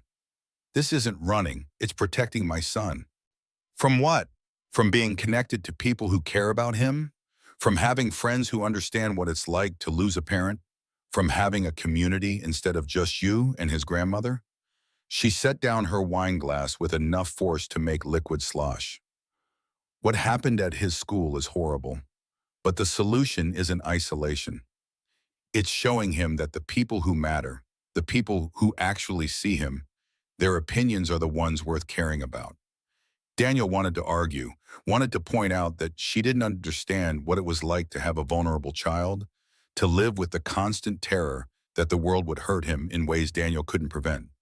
But then he remembered Sophie asking if it got better, and Grace teaching Noah how to fold paper, and the drawing his son had made of 4 stick figures holding hands. "Someone leaked information to the press," Catherine continued. "A gossip blog published something yesterday about my questionable judgment. Mentioned you specifically, didn't use your name but made it clear enough. Anonymous sources saying I'm letting inappropriate people around my daughters." Jesus. "The board's calling an emergency meeting Monday. They're going to vote on whether I should take a leave of absence." She picked up her wine and drank half of it in one swallow. "Robert tried to warn me, said I was making myself vulnerable. And he was right. But you know what? I don't care. You should care. You could lose your position. I could lose my daughters." Her voice cracked on the last word. "If I choose this company over them again, if I let fear or politics or other people's opinions determine how I mother them, then I've already lost. There'll just be two more girls growing up with a parent who was physically present but emotionally absent. And I won't do that to them. The kitchen fell silent except for the hum of the refrigerator and the distant sound of Sophie and Grace upstairs. Daniel thought about the choice Catherine was making, the way she was willing to risk everything because she'd finally figured out what mattered. It was brave and terrifying and exactly the kind of decision that could destroy you if it went wrong. What do you want from me? I want you to stop being afraid. I want you to trust that we can handle whatever comes next. I want you to show Noah that running from hard things doesn't make you safe. It just makes you alone. She moved closer, her expression fierce. And I want you to come to that board meeting Monday and tell them exactly what you told Sophie in the storage room. Tell them there's no timeline for grief. Tell them that presence matters more than credentials. Tell them that my daughters are healing, and that's worth more than optics. They'll crucify me, probably, but we'll be standing with you. Daniel looked at this woman who'd built a pharmaceutical empire and was willing to risk it for her children, and something in him shifted. Not hope exactly, he still didn't trust that, but recognition. She was right. Running didn't protect anyone. It just ensured you'd be alone when the world came for you anyway. Monday, he said, I'll be there. Catherine's shoulders dropped, relief visible in every line of her body. Thank you. Footsteps thundered down the stairs. Sophie and Grace burst into the kitchen, saw Daniel, and simultaneously held up a sheet of paper covered in crayon drawings and careful printing. We made this for Noah, Sophie announced, to help him feel better. The paper showed 4 stick figures, the same ones from Noah's drawing, surrounded by words in Grace's neat handwriting. You're not alone. We're your family. The good kind, the kind you choose. Daniel's throat closed. He took the paper carefully, like it was something precious that might dissolve if he handled it wrong. He's going to love this. Is he okay? Grace's face showed genuine concern, the defensive walls down enough to reveal the caring underneath. He's hurt, but he'll get better, especially when he sees this. They made him stay for dinner, Catherine insisted. The girls reinforced, and Daniel was too emotionally wrung out to argue. They ate pasta at the kitchen table like a real family instead of a collection of broken people trying to figure out how to function. The conversation flowed around topics that had nothing to do with grief or loss. School projects, favorite books, Noah's Lego techniques, whether pizza counted as a vegetable if it had tomato sauce. It felt almost normal, which was exactly what made it dangerous. Walking home that night with the girl's drawing in his pocket, Daniel called Diane. How's he doing? Better. He built something with those Legos you brought last week. Won't tell me what it is, but he seems calmer. Diane paused. Daniel, what are you going to do? Catherine wants me at a board meeting Monday to defend our arrangement. Publicly. And I think she's right. Running doesn't help. It just delays the pain. Your father used to say that. Diane's voice went soft with memory. After your mother died, he said the only way through grief was straight ahead. No shortcuts, no detours, just one foot in front of the other until you reach the other side. Is there another side? I don't know, but I know you won't find out if you keep running in place. Saturday brought unexpected complications. Daniel was doing laundry, the endless aisle of washing Noah's sensory-friendly clothes that couldn't handle regular detergent, when his phone rang. Unknown number. He almost didn't answer, but something made him pick up. Mr. Hayes, this is Michael Torres. I'm Catherine Monroe's attorney. Daniel's stomach tightened. Okay. I need to prepare you for Monday's board meeting. What you're walking into is essentially a trial, with you and Mrs. Monroe as the defendants. The board will have questions, pointed questions about your background, your qualifications, your intentions. I'm aware. Are you aware that Patricia Cole has already moved to have Mrs. Monroe removed from her position? That she's gathered enough votes to force a formal review? That your presence there could make things worse instead of better? Catherine asked me to come. Mrs. Monroe is making decisions based on desperation and maternal instinct, which are understandable but not necessarily strategic. I'm advising you, as her attorney, that showing up Monday might damage her case more than help it. Daniel leaned against the washing machine, feeling the vibration through his spine. What's your recommendation? Stay away. Let me handle the board. Let Mrs. Monroe present evidence of the girl's improvement without dragging in the complications of your employment status and investigated past. She wants me there.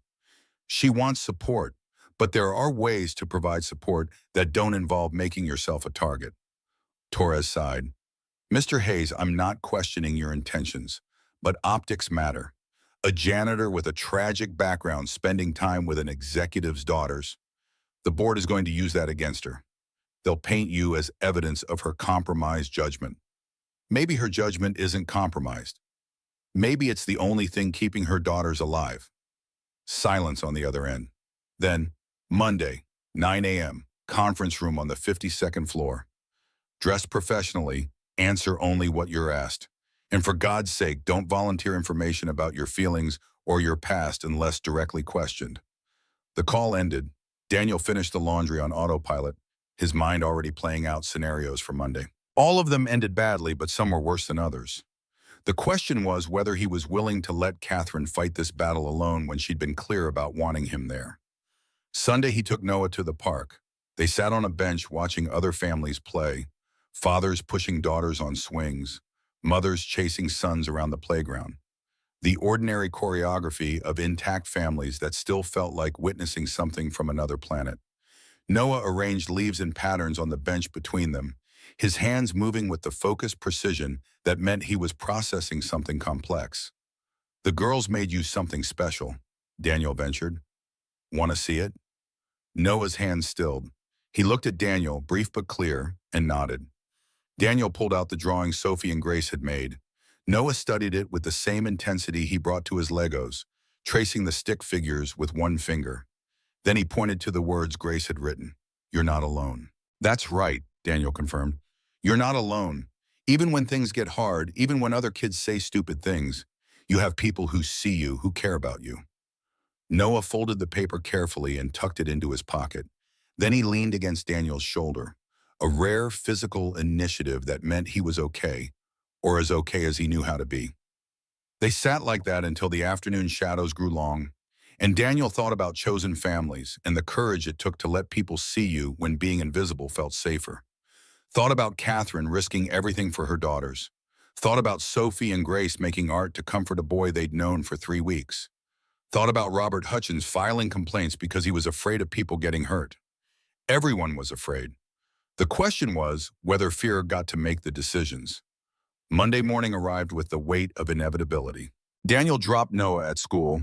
He was allowed back today, suspension over, and caught the subway to Manhattan. He'd worn his best clothes, which amounted to khakis and a button-down shirt that had survived 6 years of occasional use. Looking at his reflection in the subway window, he saw exactly what the board would see. A man who didn't belong in their world, trying to fake his way into relevance. Catherine met him in the lobby at 8:45. She wore a charcoal suit with perfect tailoring and an expression that suggested she'd spent the weekend preparing for war. You came. You asked. Michael probably told you to stay away. He did. I'm here anyway. Something flickered in her eyes, gratitude or relief, or maybe just recognition that she wasn't doing this alone. Whatever happens in there, thank you for seeing them, for showing up. They rode the elevator to 52 in silence. The conference room was designed to intimidate, floor-to-ceiling windows overlooking Manhattan, a table that could seat 20, leather chairs that probably cost more than Daniel's monthly rent. Board members were already assembled, and Daniel recognized Robert Hutchins among them. Robert's expression was complicated, concern mixed with something that might have been respect, or at least acknowledgement that Daniel had showed up despite every reason not to. Patricia Cole sat at the head of the table. Mid-60s, steel gray hair, the kind of presence that suggested she'd spent a career making other people blink first. She studied Daniel with clinical detachment. Mr. Hayes, thank you for joining us. Please sit. Daniel sat. Catherine took the chair beside him, close enough that their shoulders almost touched. Patricia opened a folder. We're here to discuss Mrs. Monroe's judgment regarding the care of her daughters, specifically her decision to employ Mr. Hayes in a capacity that falls outside normal childcare protocols. She looked at Daniel. Mr. Hayes, can you describe your current role in the Monroe household? I spend time with Sophie and Grace. We do activities, Legos, origami, cooking. I bring my son, who has autism.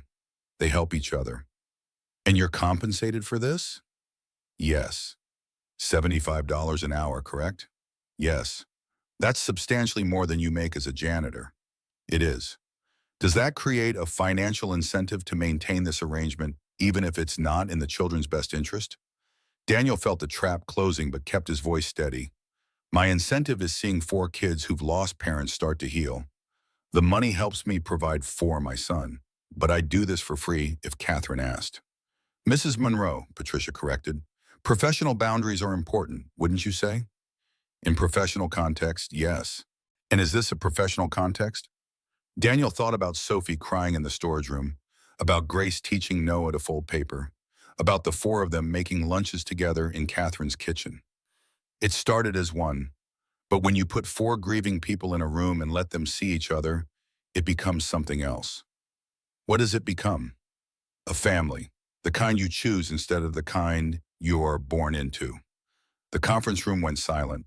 Patricia studied him with an expression that gave away nothing, then turned to Catherine. Mrs. Monroe, you've employed 14 tutors in the past year, all highly qualified, all terminated or resigned within weeks. What makes Mr. Hayes different? Catherine straightened. Those 14 tutors saw my daughters as problems to solve, behavioral issues to correct, grief to manage with techniques from textbooks. Mr. Hayes sees them as people, and that's made all the difference. Has it? Or have you simply found someone willing to tell you what you want to hear? I have reports from their teachers showing improved behavior, better grades, increased social engagement. I have statements from their therapists noting significant progress. I have evidence. Catherine slid a folder across the table. What I don't have is a reason to justify what's working just because it doesn't look like what everyone expected. Patricia opened the folder and reviewed the contents in silence.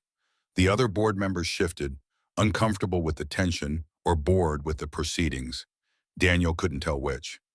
Robert Hutchins caught his eye and gave an almost imperceptible nod.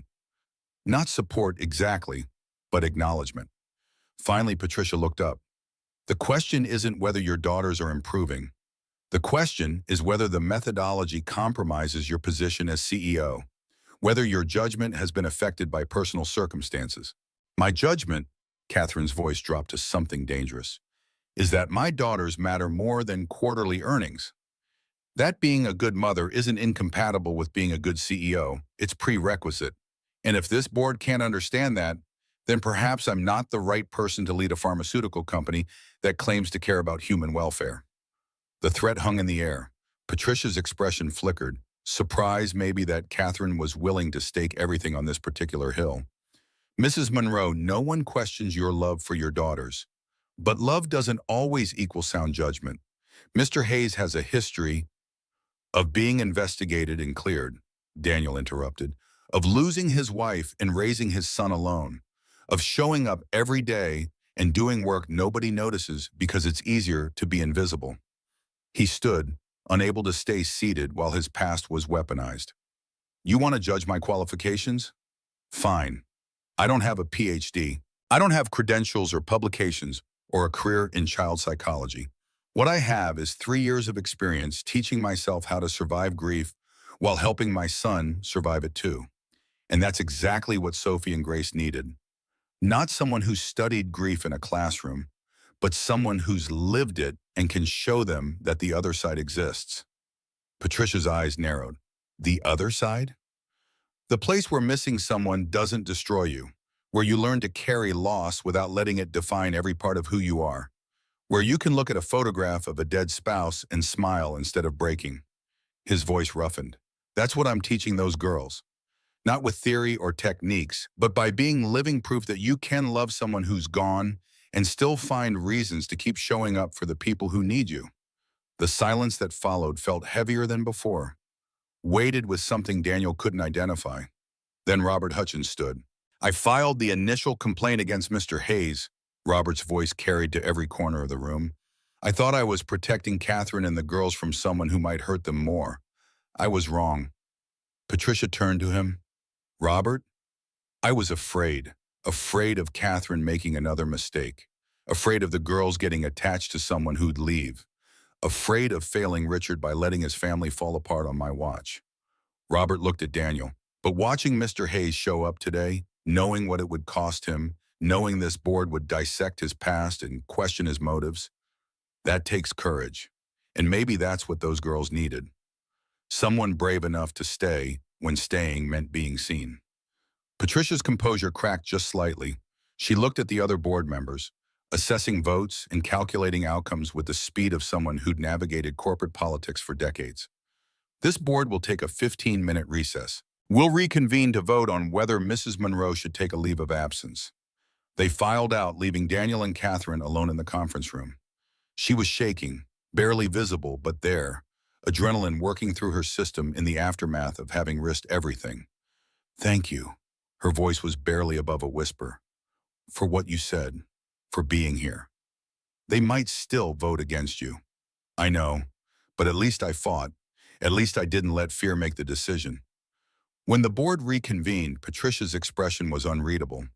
We've reached a decision. The motion to place Mrs. Monroe on leave of absence has been defeated. 7 votes in favor of allowing her to continue in her role, 4 against, 1 abstention. Catherine's shoulders dropped, relief evident in every line of her body, but Patricia wasn't finished. However, this board recommends that Mrs. Monroe implement stronger boundaries between her personal and professional life, that she consider additional oversight for her daughter's care, and that Mr. Hayes' arrangement be formalized with proper documentation and periodic review. Agreed, Catherine said immediately. Then this meeting is adjourned. They left the conference room together. In the elevator, Catherine finally let herself lean against the wall, exhaustion replacing the adrenaline that had carried her through the meeting. We won. You won, I just showed up. No. She looked at him with something fierce in her expression. We won because neither of us ran, because we stood there and told the truth even when the truth made us vulnerable. Daniel's phone buzzed, a text from Diane with a photo.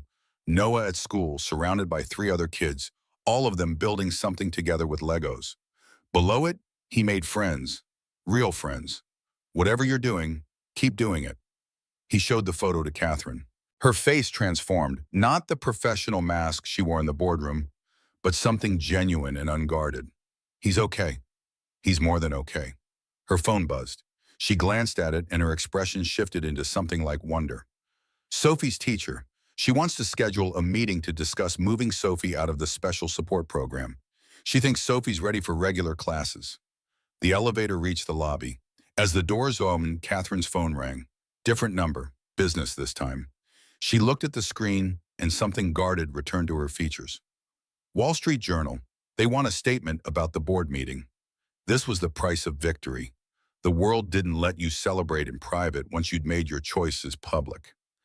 Daniel started to step back, old instinct, the reflex to disappear when attention turned uncomfortable. But Catherine's hand found his wrist. Not pulling him forward, just anchoring him in place. She answered on speaker.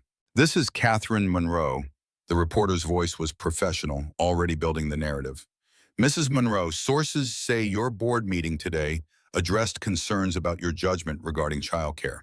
Can you confirm that Daniel Hayes, a building employee, has been spending time with your daughters?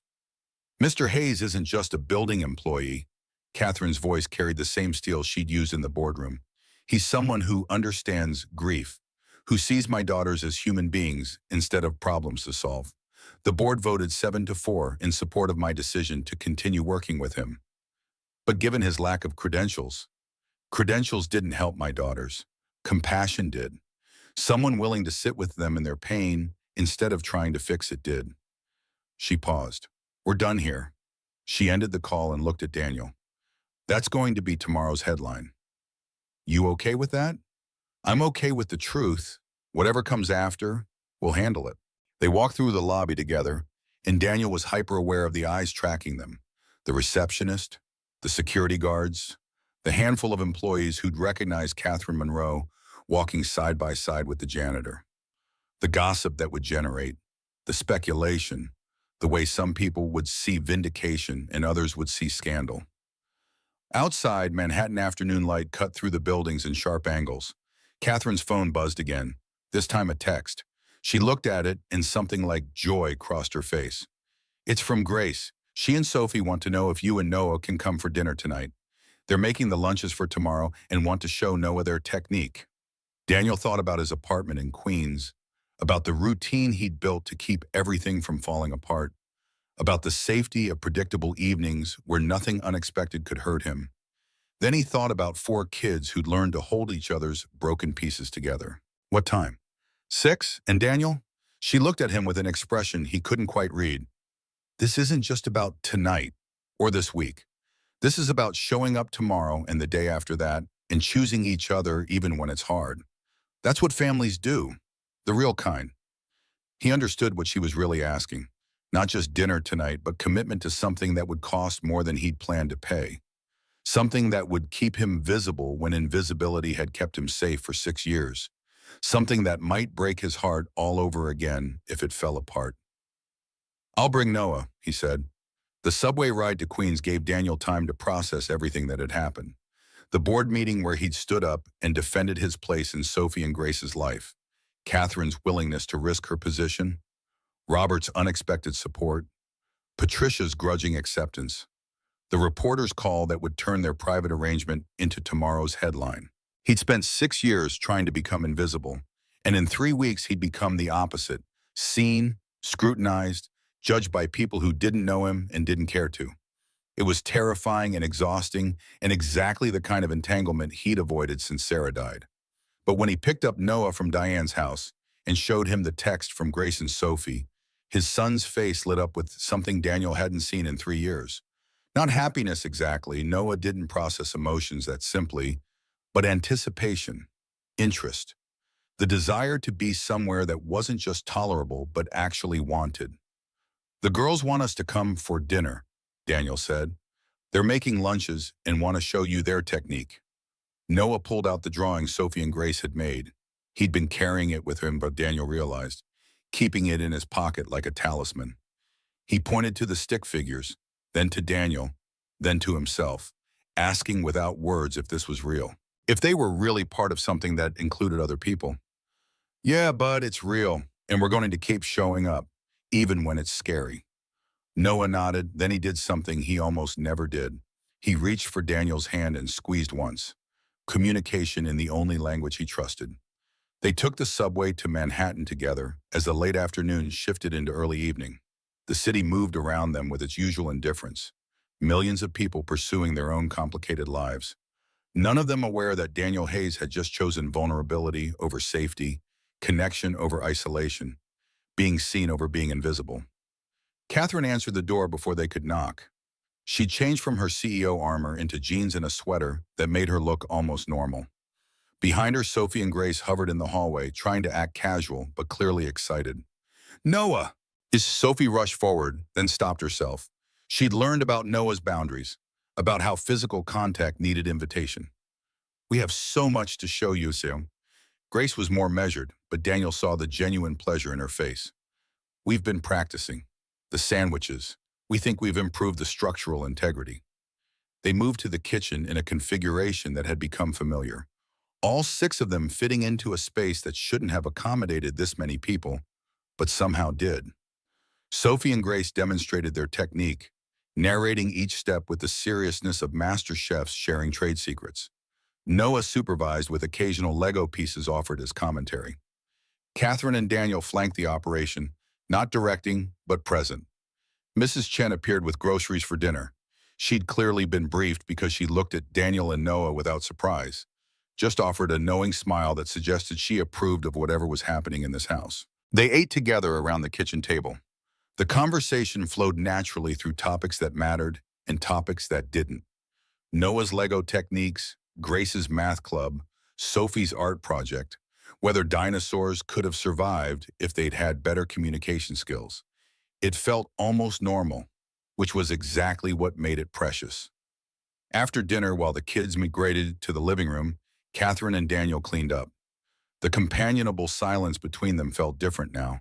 Not the careful dance of 2 people trying not to overstep, but the comfortable rhythm of people who'd been through something difficult together and come out the other side. The Wall Street Journal published their piece, Catherine said, checking her phone. It's actually not terrible. They focused on the board's support rather than the controversy. That's good. It's going to get harder before it gets easier. More scrutiny, more questions, people looking for reasons to criticize. I know. She turned to face him fully. Are you ready for that? Really ready? Because once we're public about this arrangement, there's no going back to invisible. Daniel thought about the last 6 years, about the safety of being unseen, the protection of routine, the way invisibility had let him survive when surviving was the best he could manage. He thought about what it had cost him, the isolation, the loneliness, the way he'd stopped being a person and become a function. Then he thought about Noah building with friends at school, about Sophie ready for regular classes, about Grace channeling her protective instincts into helping instead of defending, about 4 people who'd found each other in the wreckage and learned to build something new. I'm ready to try, he said, and when it gets hard, I'll keep showing up anyway. That's what we do now. Catherine's eyes went bright, not quite tears, but close. Richard would have liked you, would have recognized in you the same thing I finally figured out, that presence matters more than perfection, that showing up broken is braver than pretending you're whole. From the living room came the sound of children's laughter, Noah's rare burst of sound, Sophie's bright giggle, Grace's deeper chuckle. It was the sound of healing happening in real time, messy and imperfect and absolutely real. Daniel's phone buzzed. Diane, his teacher called, says Noah participated in group sharing today, first time all year. Whatever you're doing, it's working. He showed the text to Catherine. She smiled, the genuine kind that reached her eyes and changed her whole face. They're going to be okay, she said. We're all going to be okay, Daniel corrected. Not perfect, not fixed, but okay. And sometimes that's enough. They stood in Catherine's kitchen with the sound of their children in the next room and the city lights beginning to glow outside the windows.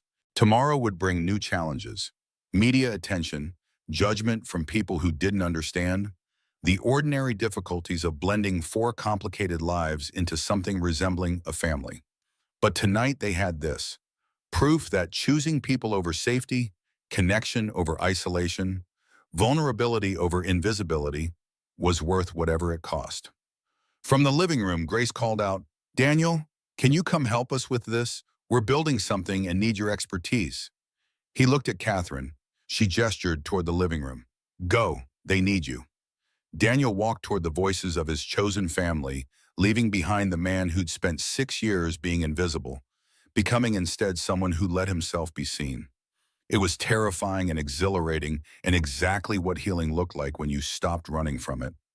In the living room, 4 children sat surrounded by Legos and drawing supplies in the comfortable chaos of people who'd learned to exist together. They looked up as Daniel entered, and in their faces he saw recognition. Not of the janitor or the widower or the father struggling to keep it together, but of someone who belonged. We're building the family, Sophie explained, gesturing to their Lego construction. All of us, but we need help with the structure. Daniel knelt down beside them. Show me what you've got so far. As his hands moved among the Legos, helping 4 kids build something that represented what they'd become to each other, Daniel thought about Sarah, about the promise he'd made 3 years ago to keep living, not just surviving, about how he'd broken that promise by disappearing into invisibility, and how 4 strangers had pulled him back into the world. He thought about what his father had told Diane, that the only way through grief was straight ahead. No shortcuts, no detours, just 1 foot in front of the other until you reach the other side. Maybe there wasn't another side. Maybe grief was something you carried forever, learning to redistribute the weight so it didn't crush you. But maybe, just maybe, that weight got easier when other people helped you carry it. When you let yourself be seen in your brokenness and discovered that the people who mattered didn't need you to be whole. There, Noah said suddenly, one clear word directed at the Lego construction they'd built together. He pointed to the 6 figures they'd created. 2 tall, 4 small, all connected. It's us, Sophie said with satisfaction, the family we chose. Grace added the final piece, a small red block positioned like a heart in the center. The family that chose us back. Catherine appeared in the doorway, phone in hand, and Daniel knew she was documenting this moment, not for social media or corporate image, but for herself, for the girls, for the proof that they'd survived the worst thing that could happen and found their way to something that looked like hope. Time for bed soon, Catherine said gently. School tomorrow. The protest was immediate and expected. Sophie and Grace argued for 5 more minutes, 10, just until they finished one more thing. Standard kid negotiation tactics that felt startlingly normal after months of silence and shutdown. Noah needs to get home too, Daniel said, but we'll be back tomorrow, same time. Promise? Sophie asked. Daniel looked at his son, then at Catherine, then at these two girls who'd learned to trust again, despite every reason not to. Promise, and the day after that, and the day after that. That's what families do. As Daniel and Noah prepared to leave, Grace approached with something hidden behind her back. She pulled out a small notebook with a Lego-covered cover. We made this for you, she said with uncharacteristic shyness. It's a family journal. We thought maybe everyone could write in it, or draw, whatever they want to share. Daniel took the notebook, throat tight. Inside, the first page had a drawing, 4 stick figures holding hands under a sun, with "Our chosen family" written in Sophie's careful letters and Grace's precise printing. Thank you, he managed. This is perfect. Walking home through Manhattan streets with Noah's hand secure in his, the notebook tucked carefully in Daniel's bag, he felt the shift complete. Not from broken to fixed. That wasn't how healing worked.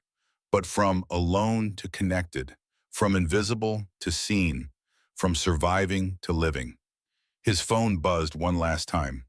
Catherine, thank you for staying, for fighting, for showing us what it means to be brave. Daniel typed back, thank you for giving us a reason to trimomis. The subway carried them back to Queens, back to the apartment that was still too small and too empty and too full of memories. But it felt different now.